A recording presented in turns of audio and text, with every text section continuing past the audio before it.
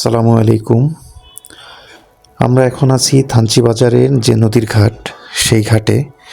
এখান থেকে আজকে আমাদের গন্তব্যস্থান হলো রেমাক্রি, এবং রেমাক্রি থেকে প্রায় 2 ঘন্টা পায়ে হেঁটে আমরা নাফাখুম যাব ইনশাল্লাহ।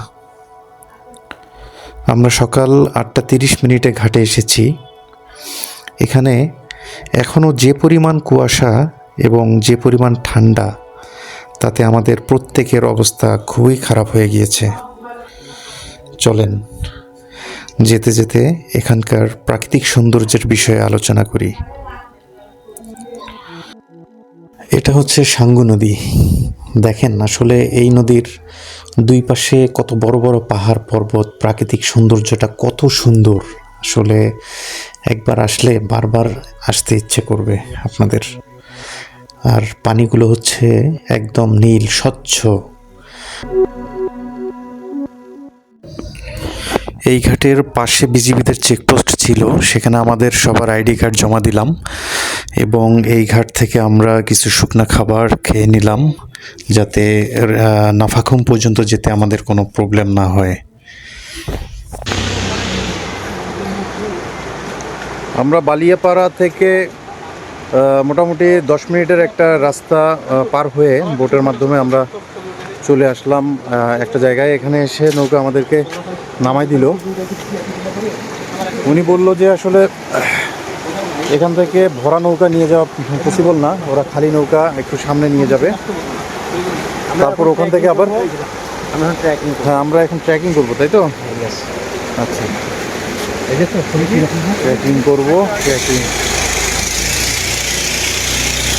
দেখেন, আসলে এত সুন্দর ভিউ না দেখে কিভাবে থাকা যায় তা আসলে আমার মাথায় আসে না। অনেক সুন্দর, অনেক। এখানকার এটা হচ্ছে নাফাখুম যাওয়ার রাস্তা। এখান থেকে প্রত্যেকটা জায়গা প্রচণ্ড সুন্দর এবং ভয়ঙ্কর, যেটা আমরা ফিল করছি। এখানে আপনি যদি না দেখে একটা পদক্ষেপও নেন, তাহলে যদি আপনি পা পিছলে পড়ে যান, তাহলে আপনার অনেক বড় ক্ষতি হয়ে যেতে পারে। দেখেন, এখানে আসলে সব পাথর, সব পাথর একদম খাসকাটা, সব পাথর, যেখানে আপনি পা পিছলে পড়ে গেলে যে কোনো মুহূর্তে যে কোনো ধরনের বড় একটা দুর্ঘটনা ঘটে যেতে পারে। তাই আমি একটু সাবধানেই যাচ্ছি। আপনারা যদি কখনো আসেন, তাহলে আপনারা নিজেরাও একটু সাবধানে পদক্ষেপ নেবেন। আর এই জঙ্গলগুলো যতটাই সুন্দর, পাহাড়গুলো যতটা সুন্দর দেখতে, তার ভিতরে আরও অনেক রহস্য এবং অনেক সমস্যাও লুকিয়ে আছে। ভয়ঙ্কর রূপ ধারণ করতে 1 সেকেন্ডও এরা সময় নেয় না। তাই পাহাড়ে ভ্রমণ করার জন্যে আপনাদেরকে অবশ্যই সতর্কতার সাথে আসতে হবে। আসলে এখানকার সৌন্দর্যটা ভয়ঙ্কর রকমের একটা সুন্দর, বেশ। আমরা এখন নাফাখুমের উদ্দেশ্যে যাচ্ছি। এখান থেকে 2 ঘন্টা ট্রেকিং করে আমাদেরকে যেতে হবে।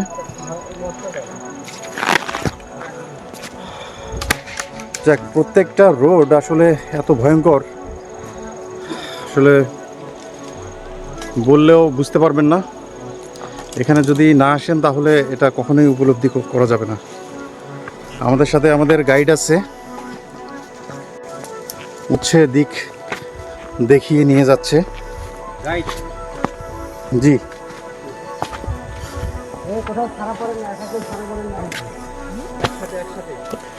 দেখেন, আসলে চতুর্পাশের দৃশ্যগুলো অসাধারণ।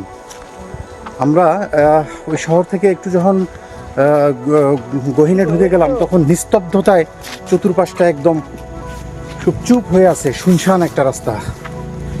এই রাস্তা দিয়ে একা হাঁটা আসলে কখনোই এটা নিজের জন্য সেফটি বয়ে আনবে না।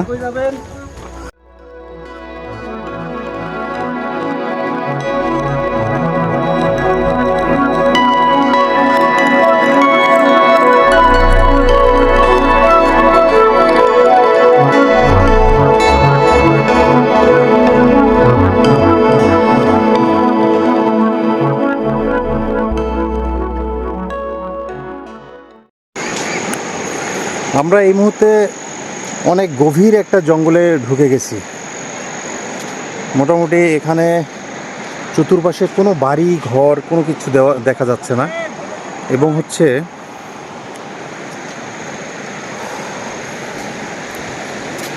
এখানে নেটওয়ার্কের কোনো সিগন্যাল নেই। আমাদের নেটওয়ার্ক বন্ধ হয়ে গেছে আরও 1 ঘন্টা আগে।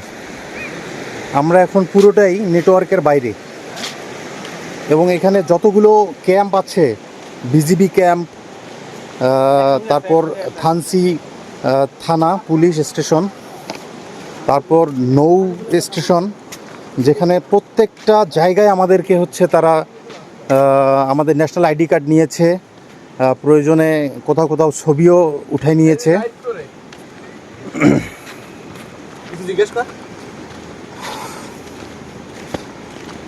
দেখেন আসলে কতটা সুন্দর এবং হচ্ছে কতটা মনোমুগ্ধকর একটা পরিবেশ।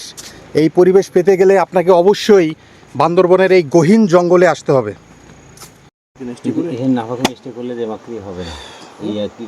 আসসালামু আলাইকুম।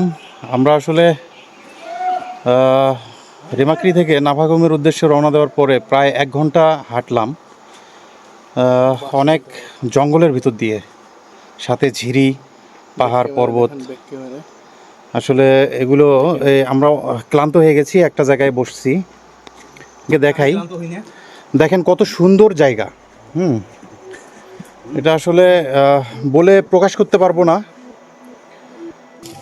এটা সাঙ্গু নদী, আর এর উপরে দেখেন কত বিশাল বড় পাহাড়, গাছপালা, জঙ্গল।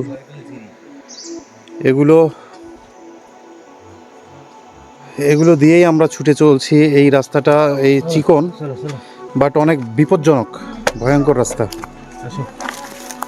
তো আসলে এই পথ দিয়ে হাঁটতে গেলে যেমন ভালো লাগে, তেমন ভয়ও করে। আমাদেরকে হয়তো আরও 1 ঘন্টা হাঁটতে হবে, তারপর আমরা আমাদের কাঙ্ক্ষিত গন্তব্যস্থল নাফাখুমে পৌঁছাতে পারবো। দেখেন আসলে কতটা সুন্দর যে ভরা বান্দরবনের গহীন অরণ্য। এটা আসলে এখানে যদি সরাসরি কেউ না আসে তাহলে সে উপলব্ধি করতে পারবে না এর সৌন্দর্যটা। আমাদের টিম মেম্বারের কিছু অংশ সামনে চলে গেছে, আমরা 3 জন পিছনে পড়ে গেছি।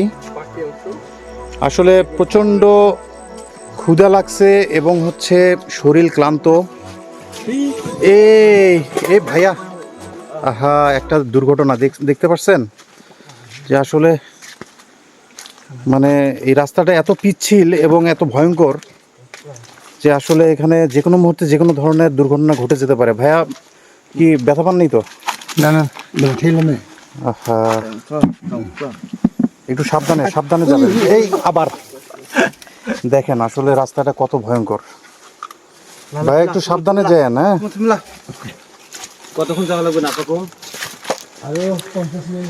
আসলে দেখেন আমাদের চোখের সামনেই একটা ভয়ঙ্কর অভিজ্ঞতার সম্মুখীন হলাম আমরা।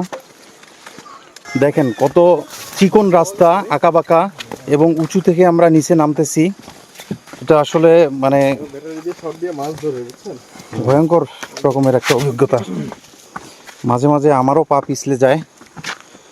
যাক, সাবধানে হাঁটতে হবে। দেখেন এই জঙ্গল পেরিয়ে আমরা নাফাখুমের উদ্দেশ্যে যাচ্ছি, শুধুমাত্র এর সৌন্দর্যটা উপভোগ করার জন্য। এক প্রকার এটা আপনি অ্যাডভেঞ্চার মনে করতে পারেন। এটা হয়তো আমরা নাফাখুমে যাব, গিয়ে আবার ফিরে আসতে আমাদের হয়তো সন্ধ্যাও হতে পারে। আমরা আজকেই ফিরে আসবো ইনশাল্লাহ। তো সন্ধ্যা হলেও ওটা আবার আরেকটা রকমের অভিজ্ঞতা হবে। সবসময় মনে করেছিলাম একটু অ্যাডভেঞ্চার কিছু করব, কিন্তু সময়ের স্বল্পতার কারণে ওরকম কিছু হয়ে ওঠে নাই। যাক, ফাইনালি আলহামদুলিল্লাহ আমরা নাফাখুম ঝর্ণার খুব কাছাকাছি চলে এসেছি। এখান থেকেই ঝর্ণার গর্জন শোনা যাচ্ছে। আর রাস্তাগুলো আসলে অনেক পিচ্ছিল। আসার পথে 2-1 বার আমিও পিছলে পড়ে গিয়েছিলাম। তো আপনারা যারা আসবেন সাবধানে আসবেন অবশ্যই। তো এখানে পাথরগুলো অনেক পিচ্ছিল থাকে।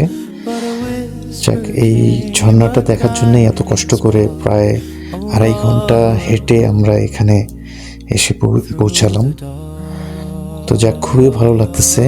এবং আমাদের টিম মেম্বাররা সেই ব্রিজের উপরে দাঁড়িয়ে আমাকে ডাকছে, আমিও যাবো ওদের ওখানে ইনশাল্লাহ। ওভারঅল আসলে এখানকার পরিবেশ এবং পাহাড়, পর্বত, জঙ্গল, লতা পাতা সবগুলো অনেক সুন্দর লাগলো।